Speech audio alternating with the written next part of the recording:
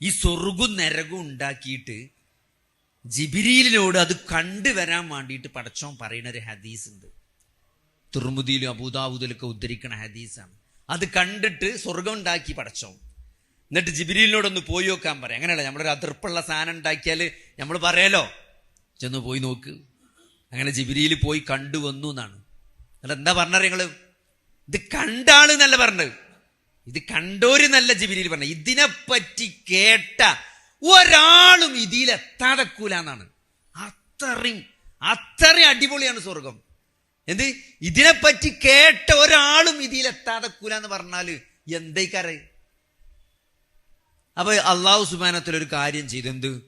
ആ സ്വർഗത്തെ മക്കാരിഹകളായ കാര്യങ്ങൾ കൊണ്ടൊന്നാണ് പൊതിഞ്ഞു എന്നാ പറഞ്ഞത്.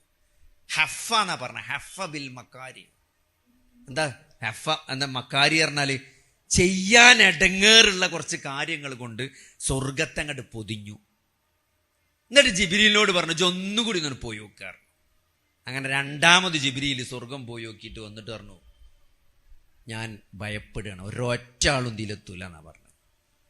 ഒരൊറ്റ ആളും ഇതിലെത്തൂല എന്ന് ഞാൻ പേടിക്കുന്നുണ്ട് പറഞ്ഞു.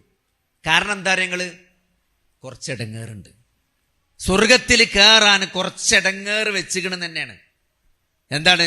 എല്ലാ കാര്യങ്ങളും കുറച്ചിടങ്ങേറ് പിടിച്ച കാര്യങ്ങളാണ് അല്ലെ? ഒഴുക്കിനെതിരെ നീന്തുമ്പോൾ നമുക്ക് സ്വർഗത്ത് പോകാൻ പറ്റില്ല. എല്ലാവരും കാട്ടണമാരി കാട്ടിയാൽ സ്വർഗത്തേക്ക് പോകാൻ പറ്റൂല.